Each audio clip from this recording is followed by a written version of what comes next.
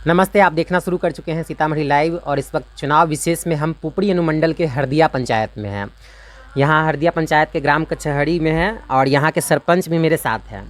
हम इनसे बात करते हैं कि सुरसंड विधानसभा में कितना काम हुआ है, सरकार के पिछले 5 साल के कामकाज क्या रहे हैं, इनके क्षेत्र में कितना विकास हुआ है, कितना काम अधूरा रह गया है। ये बताइए आप कि जो विधायक हैं यहाँ पे बीते 5 साल से सुरसंड विधानसभा के, उनके क्षेत्र क्या लगता है कितना काम हुआ है आपको? सर्वप्रथम तो आपके लाइव के माध्यम से सभी दर्शक को और हमारे मित्र बंधु को नमस्कार। हमारे यह हरदिया पंचायत सुरसंड विधानसभा का बहुमूल्य गांव है और यहाँ पे 8,500 जनता जो है सो सिर्फ हरदिया गांव का पॉपुलेशन है, वोटर है। और विगत 5 वर्षों में जो आरजेडी के विधायक हमारे अबू दोजाना साहब बने, एक भी काम हमारे आप हरदिया में आए होंगे, रोड नाला है ना, कोई भी विकास का कार्य आपको नज़र नहीं आया होगा। कहीं अगर पिचिंग नज़र भी भूल बसाई होगी तो पंचायत समिति या मुखिया फंड के द्वारा थोड़ी थोड़ी कार्य किया गया होगा। यहाँ पर मुख्य समस्या जो है सो अभी धरातल पे है। ये 15 वर्षों के कार्यकाल में लालू यादव जो 15 वर्ष रहे हैं, नीतीश कुमार 15 वर्ष, क्लियर बात है यहाँ का एक भी प्रत्याशी जो भी विधायक बने हैं धरातल की मुद्दा को लेकर के विधानसभा में नहीं गए हैं। सिर्फ अपना जो होता है माल बनाना, पैसा कमाना और पेपरबाजी करते हैं और उसके अलावा कुछ काम नहीं है। मैं आ रहा था तो देख रहा था यहाँ की सड़कें की हालत ठीक नहीं है। क्या लगता है इलेक्शन का इस समय है तो विधायक आपके पास आए हैं, बातचीत किए हैं? विधायक जी तो इस 5 वर्षों में एक दिन भी नज़र नहीं आए हैं।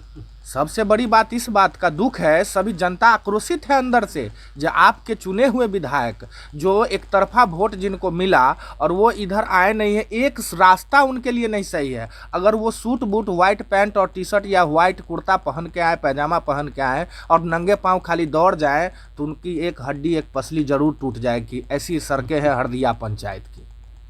यहाँ की स्वास्थ्य व्यवस्था कैसी है? यहाँ की स्वास्थ्य व्यवस्था, हमारे पंचायत अंतर्गत एक भी स्वास्थ्य व्यवस्था नहीं है। एक पुपरी पीएचसी है, वो भी जर्जर अवस्था में है, जहाँ पे आप अटेंडम अगर किसी को एक्सीडेंट होता है, हम अपने पंचायत हमारा जो है सो 3 जिला का केंद्र है, मधुबनी, दरभंगा और सीतामढ़ी।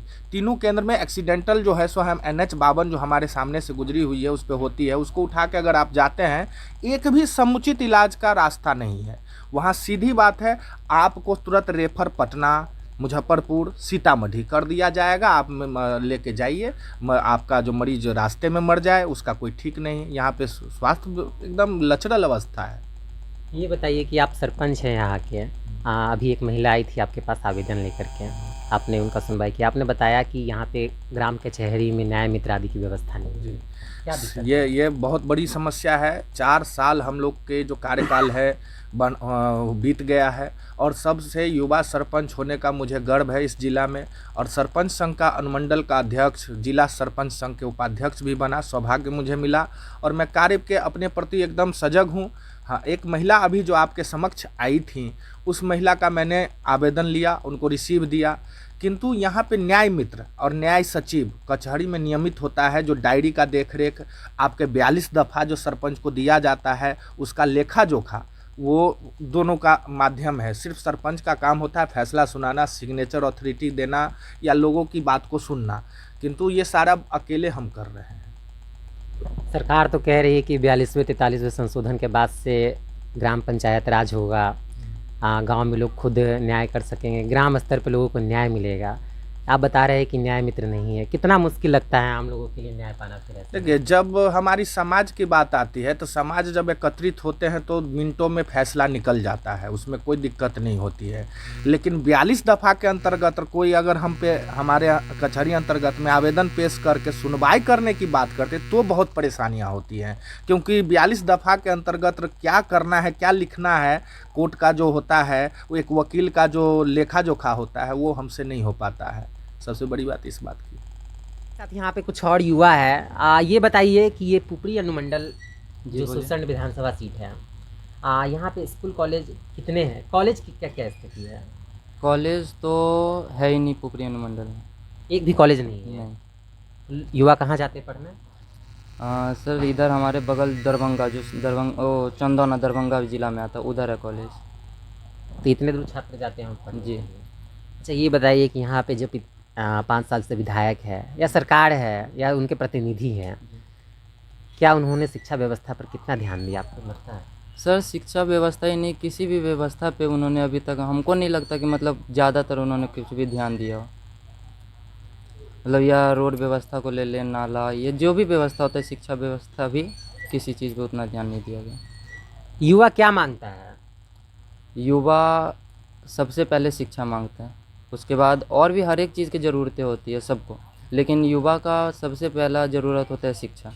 हाँ, तो वो पहले शिक्षा मांगता है, जो हमारे पुपरी अनुमंडल में नहीं है। ये बताइए आप सबसे पहले कि सरकार के कामकाज को आप पिछले 5 साल में कैसे देखते हैं? सरकार के जितने भी कामकाज है वो सब सिर्फ कागजी स्तर पर है, ज़मीनी स्तर पर उनका कोई लेखा जोखा नहीं है। यहाँ के जो हमारे वर्तमान विधायक अबू दोजाना जी पिछले 5 साल में एक बार भी हरदिया का दौरा या हमारे क्षेत्र का दौरा ही नहीं किया। वो सिर्फ अपना कामकाज पटना संचालित करते हैं और वहीं पे स्थिर हैं। यहाँ ज़मीनी स्तर पर उनका कोई लेना देना नहीं।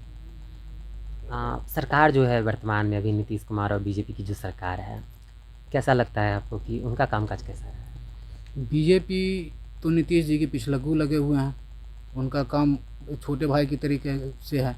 और जदयू ने पिछला 5 साल पिछले जो पिछला कार्यकाल हाँ पिछला कार्यकाल जो था उसके भरोसे इस बार भी सोच रहे हैं कि वोट उनको मिल जाए, जो कि संभव नहीं है। जनता जाग चुकी है, जनता जागरूक है और यहाँ हमारा जो है लोकल मुद्दे सबसे पहले आते हैं, तो हम लोकल के आधार पर यहाँ वोटिंग करेंगे और जो लोकल कैंडिडेट है जो हमारी आवाज़ उठा सके, जो हमारे बीच रह सके, हम उन्हीं को वोट करेंगे।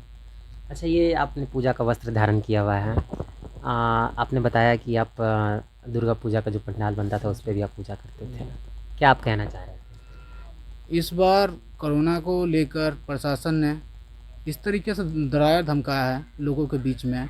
हमारी पूजा कमेटी जो वर्तमान में हरदिया में थी, उनको इस तरीके से डराया धमकाया गया और बोला गया कि अगर आप लोग पूजा करोगे आपको जेल में डाल दिया जाएगा, आपके ऊपर FIR दर्ज किया जाएगा।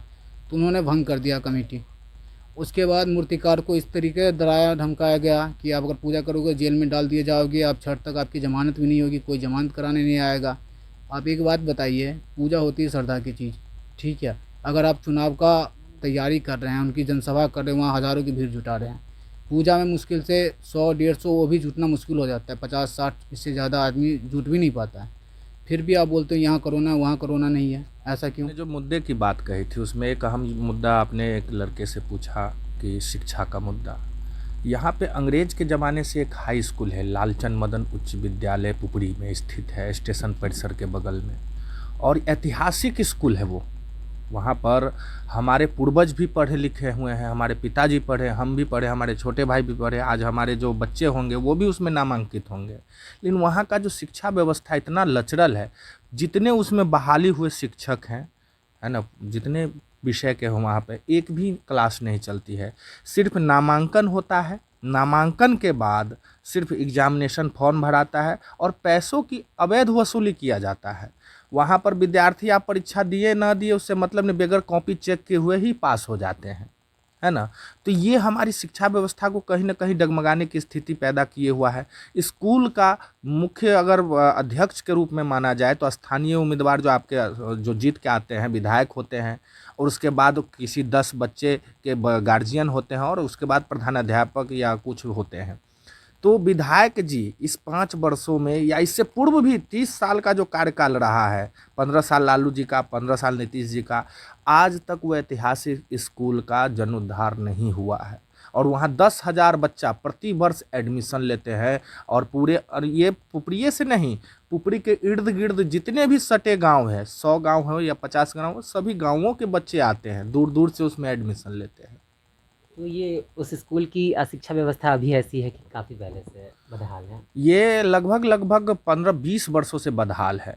ये हम जब से अपनी होश में देख रहे हैं, हम भी लगभग समझिए 2002 या 2000 के स्टूडेंट उसमें रह चुके हैं। हम लोग भी आज तक किताब रख के पढ़े नहीं हैं, सिर्फ नामांकन हुआ, फॉर्म भरे, पास हुए।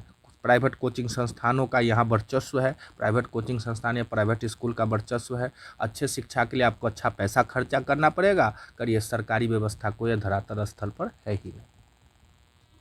तो हम थे पुपरी अनुमंडल के हरदिया पंचायत में। मेरे साथ यहाँ पे कुछ ग्रामीण थे जो अपनी समस्याओं को बता रहे थे, जो विधायक और सरकार के कामकाज को बता रहे थे। आप देख रहे हैं सीतामढ़ी लाइव, कैमरे के पीछे है साजन। धन्यवाद।